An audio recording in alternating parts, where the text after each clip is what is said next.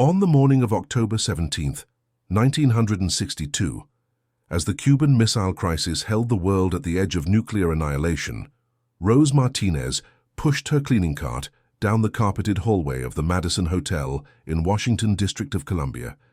The air conditioning hummed softly, masking the tension that gripped the city outside.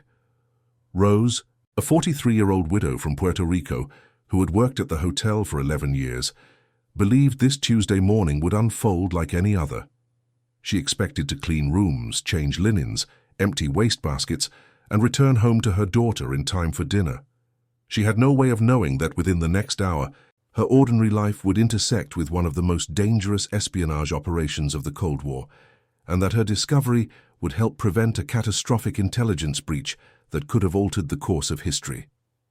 But before we dive into this story, make sure to leave a like and subscribe to the channel so we can bring you the most gripping Cold War and espionage stories every day. And tell me in the comments where you're watching from. It really helps support us.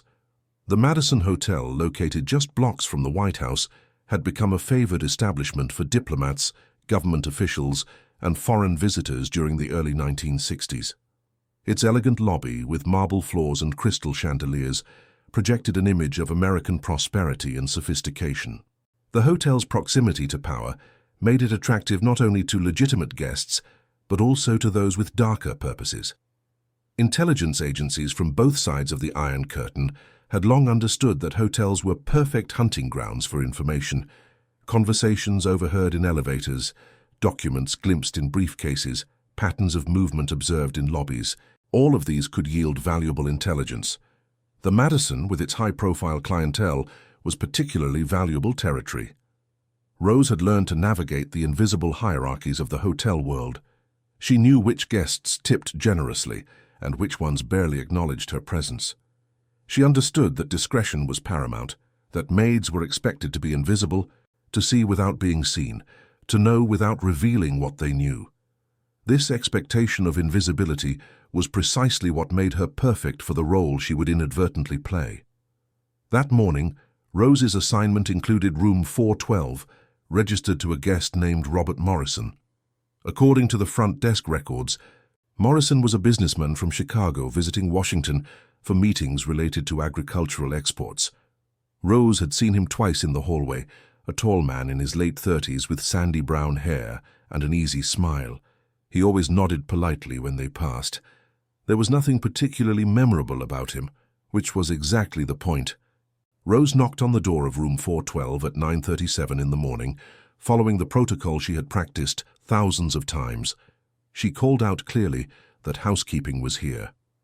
When no response came, she knocked again and waited the required 30 seconds. Silence. She inserted her passkey and pushed the door open, propping it with the doorstop to indicate the room was being serviced. The room appeared empty and relatively tidy.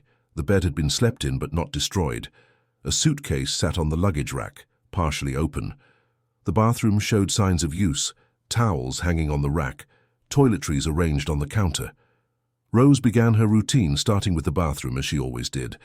She replaced the towels, restocked the soap and shampoo, wiped down the surfaces until they gleamed. The familiar rhythm of work calmed her mind, which had been troubled lately by worries about her daughter Maria, who was struggling with mathematics in school. As Rose moved back into the main room to begin stripping the bed, she noticed something unusual. The heavy curtains were drawn completely closed, which was not remarkable in itself, but when she pulled them open to let in light, she saw that the window latch was unlocked. Hotel policy required that windows in rooms above the 3rd floor remain locked for safety reasons. Rose made a mental note to secure it before leaving. She pulled the sheets from the bed, bundling them efficiently for the laundry cart. As she lifted the mattress to tuck in the fresh-fitted sheet, her hand brushed against something hard and flat tucked between the mattress and box spring. Rose paused. Guests sometimes hid valuables under mattresses, though the hotel provided safes for that purpose. She should have left it alone, should have simply made the bed and moved on. But something about the object's size and shape struck her as odd. Rose carefully extracted a large manila envelope, approximately 9 inches by 12 inches, sealed with tape.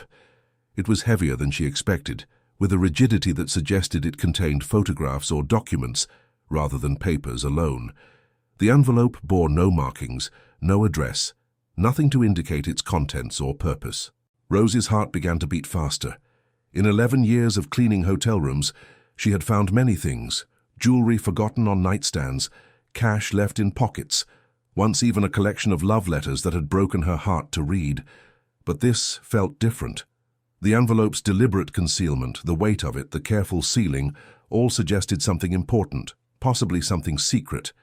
Rose stood holding the envelope, her mind racing through possibilities. Perhaps it contained business documents that the guest wanted to keep secure. Perhaps it was personal correspondence.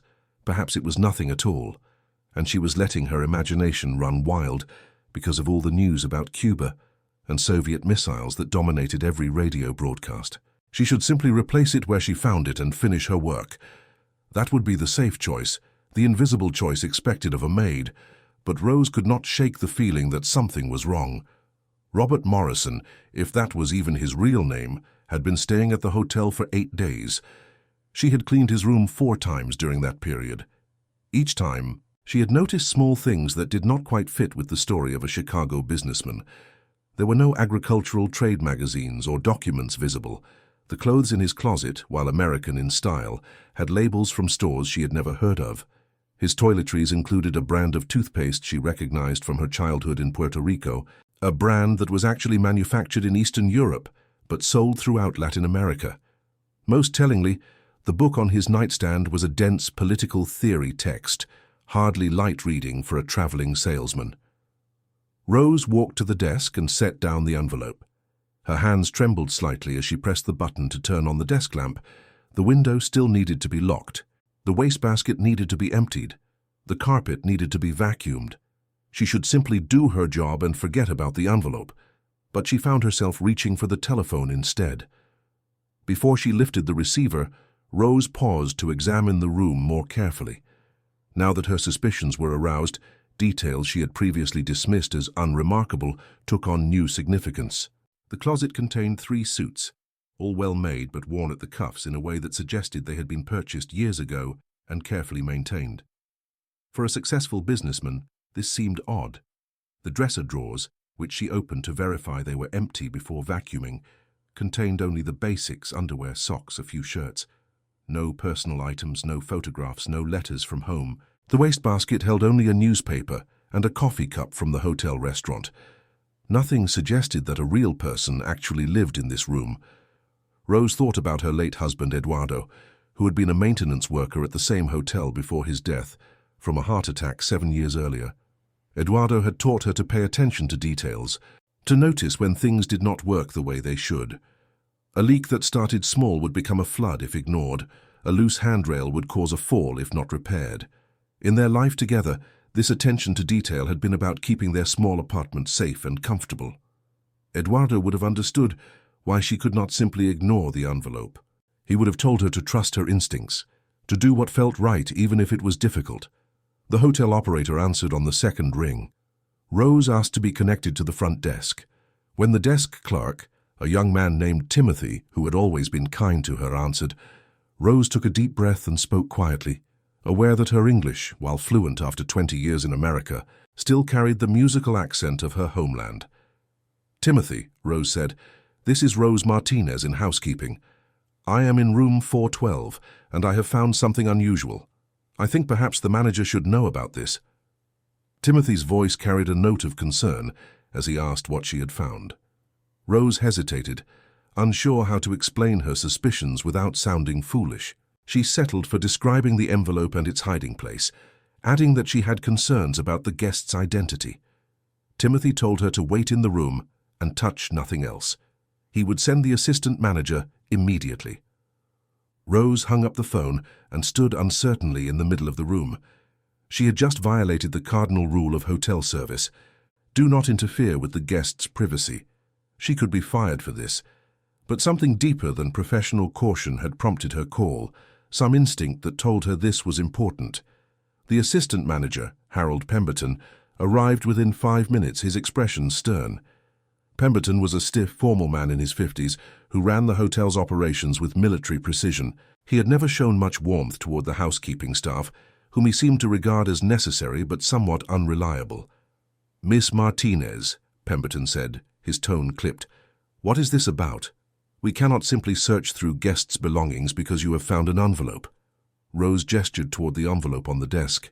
"Sir," she said, "I found this hidden under the mattress. I think there is something wrong with this guest. Many small things do not fit. I have been cleaning rooms for 11 years. I know when something is not right." Pemberton's expression softened slightly as he looked at the envelope. He picked it up, feeling its weight, then set it back down. His face was troubled. Rose watched as he walked to the window and examined the unlocked latch, then turned to survey the room more carefully. She saw him register the same details she had noticed: the missing trade materials, the unusual book, the foreign toiletries. Pemberton turned back to Rose with a new seriousness in his eyes. "Miss Martinez," he said slowly, "I'm going to make a telephone call. I need you to wait outside in the hallway and make certain no one enters this room. Do you understand?" Rose nodded and stepped into the corridor, her heart pounding. Through the open door, she heard Pemberton pick up the telephone and ask the operator for a number she did not catch. His voice became too low to distinguish words, but his tone conveyed urgency. After several minutes, he emerged from the room and told Rose to remain at her position. He would be back shortly with others. What happened next occurred with a speed that left Rose dazed. Within 20 minutes, 3 men in dark suits arrived at the hotel. They had the unmistakable bearing of government agents, controlled, alert, professionally courteous, but somehow dangerous. One of them showed Pemberton credentials that Rose could not see clearly, but which made the assistant manager's face go pale. The men entered room 412 and closed the door. Rose stood in the hallway, still guarding the entrance, wondering what she had unleashed. After nearly an hour, one of the agents emerged and approached Rose. He was a compact man in his 40s, with graying hair and eyes that missed nothing. He introduced himself as Agent William Decker from the Federal Bureau of Investigation. He asked Rose to describe exactly what she had found and what had made her suspicious. Rose answered as clearly as she could, describing not just the envelope, but all the small inconsistencies she had observed over the past week. Agent Decker listened without interrupting, occasionally making notes in a small notebook. When Rose finished, Decker studied her for a moment. "Miss Martinez," he said, "you have done your country a significant service today. What you found may be part of a very serious matter. I need to ask you some questions, and I need you to understand that everything we discuss must remain absolutely confidential. Can you do that?" Rose nodded, her mouth dry. "Yes, sir," she said. "I understand." Decker led her to a small conference room on the hotel's ground floor where they could speak privately. For the next 2 hours, he questioned her about every detail of room 412 and its occupant. What times had she seen Morrison? Had he received visitors? Had she noticed him meeting anyone in the hotel? What about telephone calls? Had she heard any conversations? Rose answered everything she could, grateful that her years of training and observation, the very invisibility that made Maid so unnoticed, now made her testimony valuable. As the interview progressed, Rose began to understand the gravity of what she had stumbled upon. Agent Decker's questions became increasingly specific and technical. He asked about Morrison's daily routines with precision that suggested he was building a profile. Did Morrison receive room service at regular times? "Yes," Rose said. "Breakfast every morning at 7:30, always coffee black with 2 pieces of toast." "Did he make or receive many phone calls?"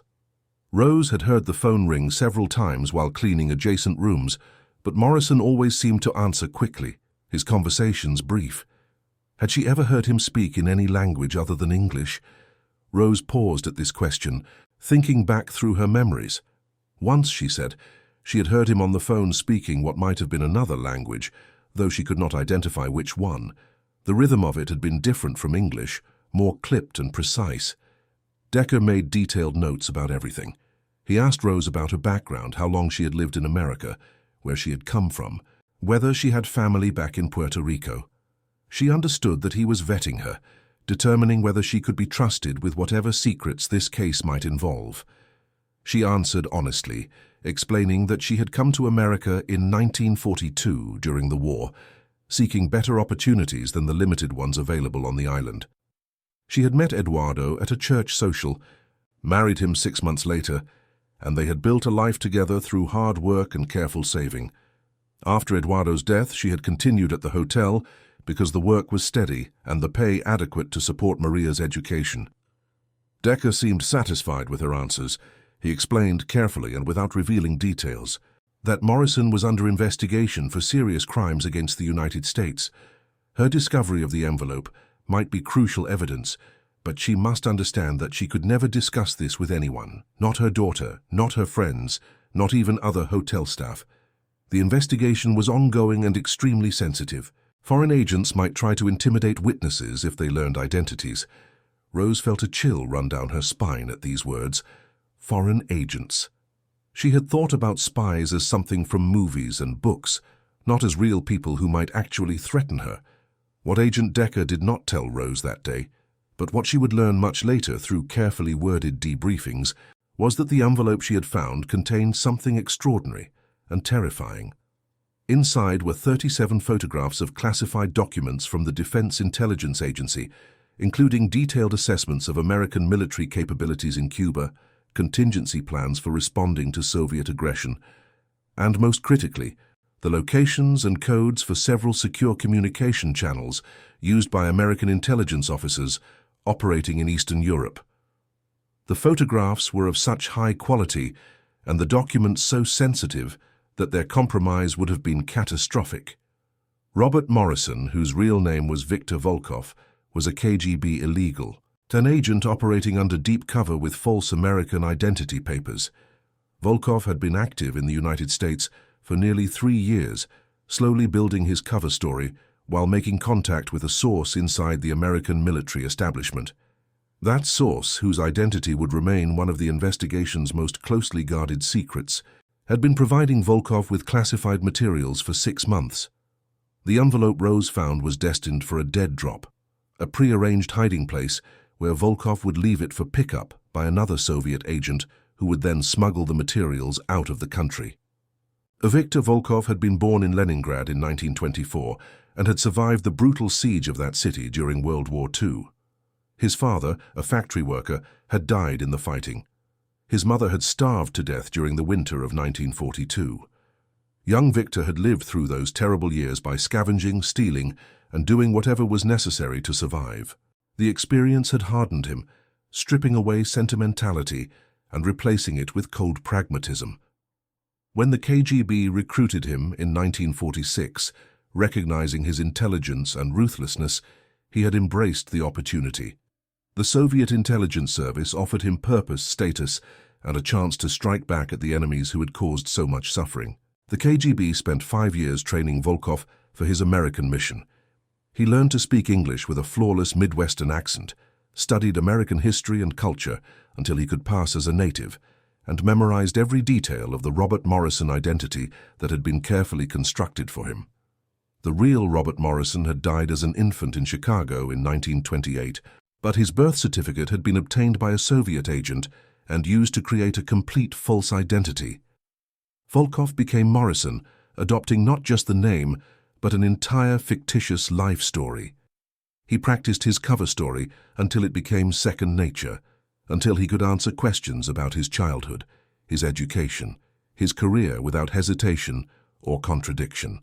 In 1959, Volkov entered the United States through Canada, crossing the border with perfect documentation and a carefully prepared backstory. He settled first in Chicago, establishing his cover as a commodities trader with modest success. He joined clubs, made friends, cultivated contacts in business circles. For 2 years, he simply lived his cover, gathering no intelligence, making no contact with other Soviet agents, building a reputation as a reliable if unremarkable businessman. This patience was typical of KGB illegals, who understood that deep cover required years of foundation before any operational activity could begin. In 1961, Volkov received activation orders through a coded message in a newspaper classified advertisement. He began the careful process of making contact with the source, who would provide him with classified materials. The recruitment of this source, accomplished through a complex series of intermediaries and false flag approaches, had taken months. The source believed he was passing information to a sympathetic journalist who would expose what the source saw as dangerous militarism in American foreign policy.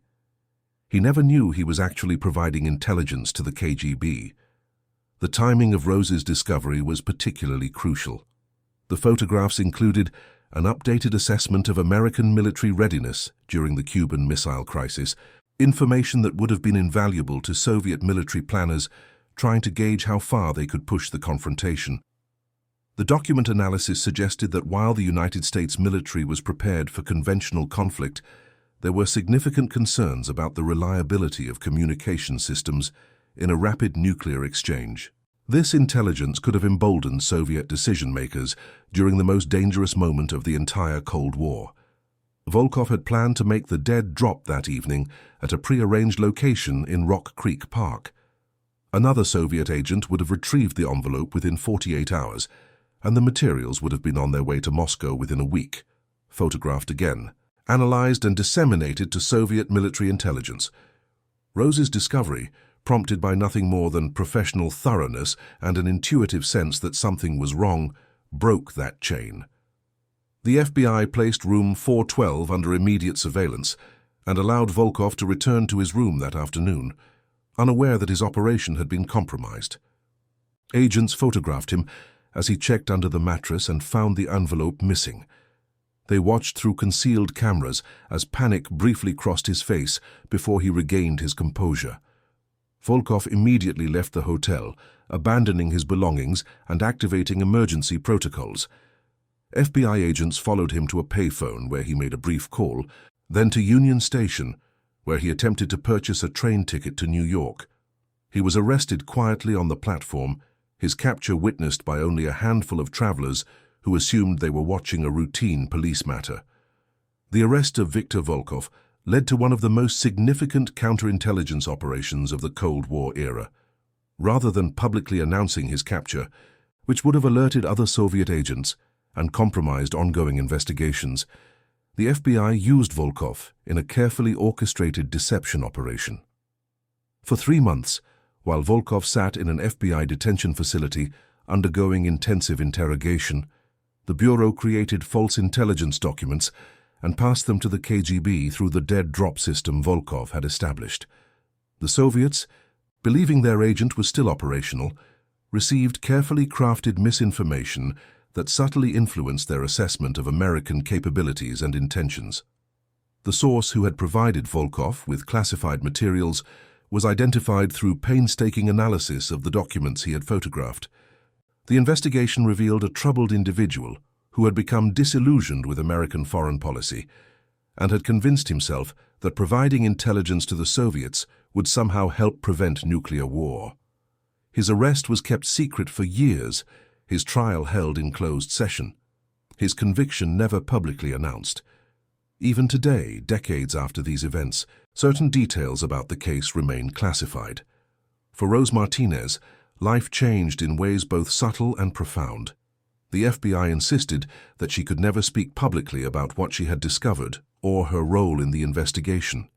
She signed documents whose legal language she did not fully understand, but whose essential message was clear: silence or face prosecution. The hotel gave her a raise and a commendation for her attention to duty, but Pemberton and the other managers were never told the full story. They believed only that she had found something suspicious that had warranted calling the authorities. Rose struggled with the burden of secrecy. She wanted to tell her daughter, Maria, wanted to explain why government men occasionally visited their apartment to ask follow-up questions, wanted Maria to understand that her mother had done something important, something that mattered beyond changing sheets and scrubbing bathrooms. But she could not. The agents had made clear that any disclosure, even to family, could jeopardize ongoing operations and put Rose herself at risk from Soviet retaliation. In the months following Volkov's arrest, Rose noticed changes in her daily routine. Different guests now occupied the rooms she cleaned, guests who seemed to watch her more carefully than others, who asked friendly questions about her family and her life that felt like interrogations. She understood, eventually, that these were American intelligence officers checking on her, ensuring her continued silence, possibly protecting her from Soviet agents who might want revenge. The realization that she was now part of this hidden world both frightened and oddly thrilled her. The Cuban Missile Crisis resolved peacefully, with Soviet Premier Nikita Khrushchev agreeing to remove missiles from Cuba in exchange for American concessions. The world stepped back from the nuclear abyss. Rose followed the news with a new understanding of how close disaster had been. She knew, though she could never say it aloud, that her discovery had played a small role in that outcome. The intelligence that Volkov would have passed to Moscow might not have changed the crisis's ultimate resolution, but it would have given the Soviets additional confidence during the negotiations, possibly emboldening them to hold out for better terms or to miscalculate American resolve. Over the following years, Rose continued working at the Madison Hotel. She advanced to head of housekeeping, a position that gave her responsibility for training new maids. She taught them the technical skills of the job, how to clean efficiently, how to manage time, how to handle difficult guests. But she also taught them something more subtle, how to observe, how to notice things that did not fit, how to trust their instincts when something seemed wrong.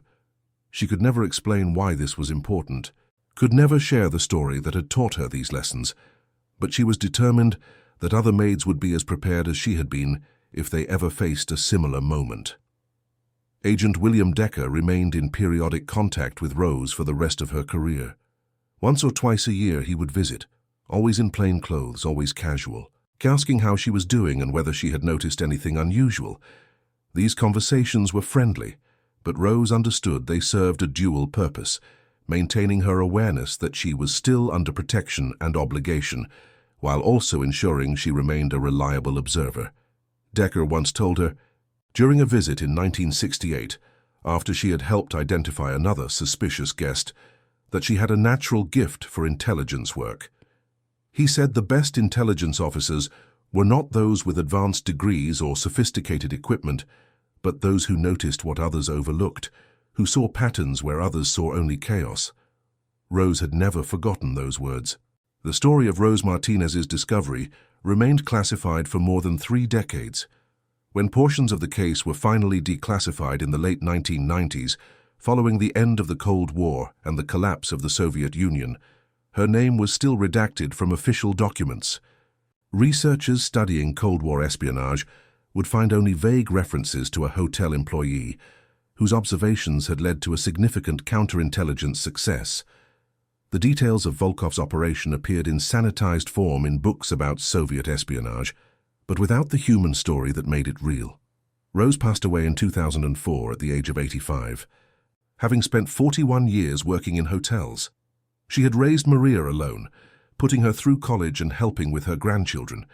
She had lived a quiet life, remarkable only to those who knew her personally. At her funeral, Maria delivered a eulogy that spoke of her mother's dignity, work ethic, and quiet strength. Among the mourners was a man in his 70s whom Maria did not recognize. He did not speak to the family, did not identify himself, but stood at the back of the church throughout the service. As the attendees filed out afterward, he approached the casket briefly, stood in silence for a moment, then left. That man was William Decker, retired from the FBI since 1986. He had come to pay respects to a woman he considered a true patriot, someone who had served her country at a critical moment without seeking recognition or reward. Decker had spent his career recruiting and managing informants, running surveillance operations, and investigating espionage cases.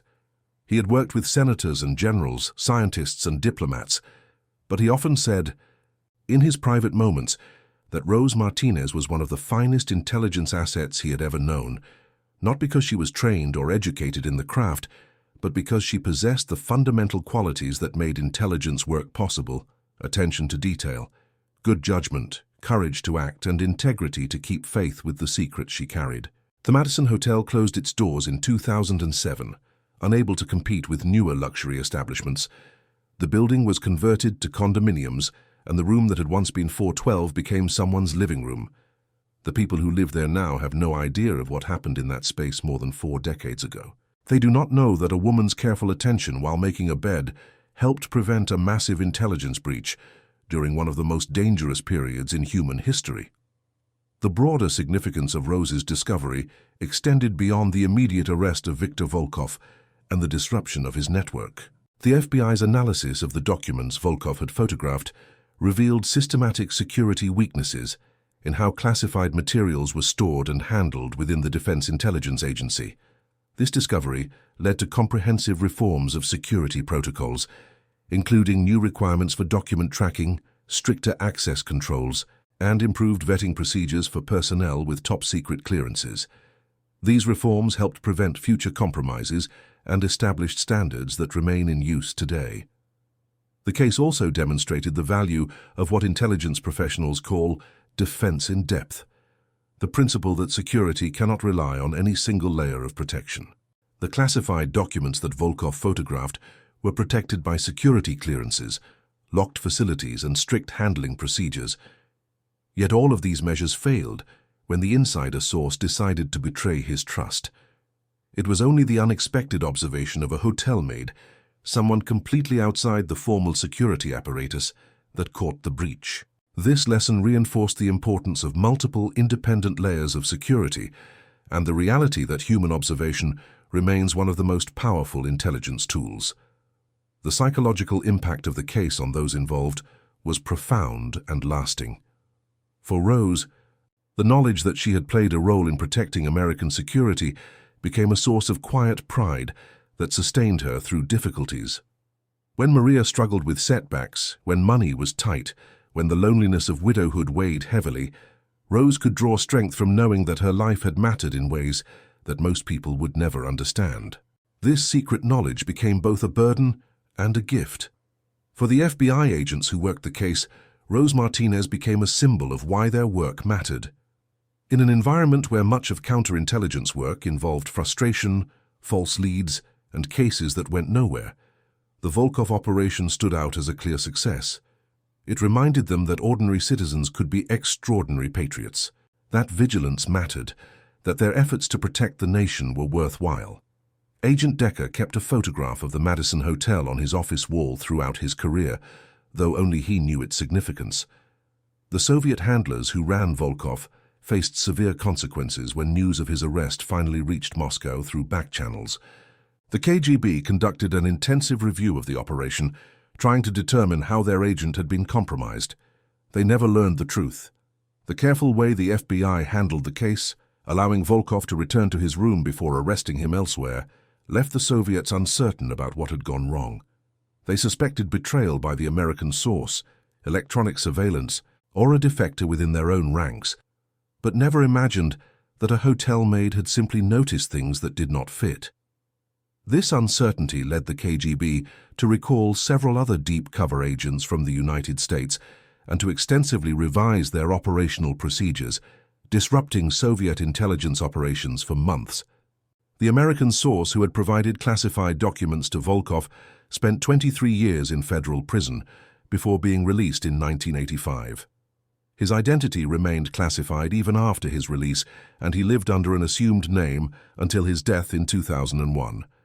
According to those who knew him in his final years, he never fully came to terms with what he had done. He had convinced himself that providing intelligence to the Soviets would somehow contribute to peace by helping maintain the balance of terror that prevented nuclear war. The reality that he had endangered American lives and compromised ongoing operations haunted him. He died alone and unmourned, his real story unknown to his neighbors. In the years since these events, historians and intelligence analysts have debated the full significance of Rose Martinez's discovery. Some argue that while the case was important, it was ultimately one of many successful counterintelligence operations during the Cold War and should not be overstated. Others contend that the specific timing during the Cuban Missile Crisis and the nature of the compromised intelligence made this case particularly consequential. What is certain is that Rose's actions prevented the Soviets from obtaining intelligence that would have given them advantages during the most dangerous confrontation of the Cold War. The case also raises fascinating questions about the nature of intelligence work and who should be considered intelligence professionals. Rose Martinez had no formal training in counterintelligence, no security clearance, no connection to any intelligence agency when she found that envelope. She was simply a working woman doing her job with care and attention, yet her contribution to American security was arguably greater than that of many trained intelligence officers. This reality challenges simplistic notions about expertise and professionalism, suggesting that sometimes the most valuable intelligence comes not from sophisticated technology or elaborate operations, but from ordinary people who notice what others miss. The story of Rose Martinez and the Madison Hotel spy case remained one of the Cold War's lesser-known dramas, overshadowed by more famous incidents like the Cuban Missile Crisis itself, the Berlin Wall, and the various high-profile defections and spy scandals that captured public attention. But for those who knew the full story, it represented something essential about that long, dangerous period in history. The Cold War was not only about missiles and nuclear weapons, summit meetings and diplomatic confrontations. It was also about countless individual moments of courage, judgment, and integrity, many of which never became public knowledge. In the hotel rooms and office buildings, the airport lounges and suburban neighborhoods, where the real work of intelligence and counterintelligence unfolded, ordinary people made choices that shaped history. Some chose to betray their country for money or ideology. Others chose to serve it at great personal risk, and some, like Rose Martinez, simply chose to pay attention and to act when their instincts told them something was wrong. The specific techniques Rose used in her discovery, though she never thought of them as techniques, became part of FBI training materials for counterintelligence officers. Instructors at the FBI Academy in Quantico, Virginia, taught new agents about the importance of cultivating sources in unexpected places. Hotel staff, building maintenance workers, restaurant servers, all of these people moved through spaces where important people conducted sensitive business, and all of them saw things that others missed. The Rose Martinez case demonstrated that the best intelligence sometimes came not from sophisticated surveillance technology, but from observant individuals who noticed inconsistencies and had the courage to report them. The Madison Hotel case reminds us that history is made not only by presidents and generals, diplomats and spies, but also by people whose names appear in no history books, whose contributions remain classified or forgotten. Rose Martinez changed sheets and cleaned bathrooms. She also helped protect American intelligence operations during one of the most dangerous moments in modern history. Both facts are true, and neither diminishes the other. In the end, Rose's story is about more than espionage or the Cold War. It is about the importance of ordinary virtues, attentiveness, conscientiousness, courage to act on one's convictions, applied in extraordinary circumstances. It is about how small choices can have large consequences, how paying attention matters, how trusting one's instincts can sometimes make all the difference. These lessons transcend their specific historical moment and speak to the enduring question of how individuals navigate moral challenges in their daily lives. The world has changed dramatically since October 17, 1962. The Cold War ended. The Soviet Union collapsed. The ideological struggle that defined that era has given way to new conflicts and challenges. The Madison Hotel became condominiums. Rose Martinez rested in a quiet cemetery in Maryland. Viktor Volkov died in a Soviet prison in 1987 after spending nearly a quarter-century in captivity. Agent William Decker retired and wrote his memoirs, though the chapter about Rose was never published. Yet the essential truths illuminated by this story remain relevant. Nations still spy on one another. Intelligence agencies still recruit sources and run operations. Security professionals still struggle to protect classified information from those who would compromise it. And ordinary people still face moments when they must decide whether to speak up or remain silent, whether to act or to simply do their jobs and go home. Rose Martinez chose to speak up. She chose to trust her instincts and risk her job to report something that troubled her. That choice, made one Tuesday morning while cleaning a hotel room, rippled outward in ways she could never fully know. Intelligence officers remained free to operate because their secure communication channels were not compromised. Military planners retained advantages because their assessments were not revealed to adversaries. American negotiators maintained leverage because the Soviets lacked information that might have changed their calculations. These were not abstract or distant consequences, but concrete impacts on real events and real lives. In a just world, Rose Martinez would have received medals and public recognition, her story told and retold as an example of citizenship and courage. But the nature of intelligence work requires secrecy, and so her contribution remained hidden. She went on cleaning rooms and raising her daughter, carrying the weight of what she knew and what she could never say, finding satisfaction in the quiet knowledge that she had done something that mattered. And that concludes our story. If you made it this far, please share your thoughts in the comments. Don't forget to subscribe for more incredible stories and check out the video on screen. I'm sure you'll enjoy it. See you next time.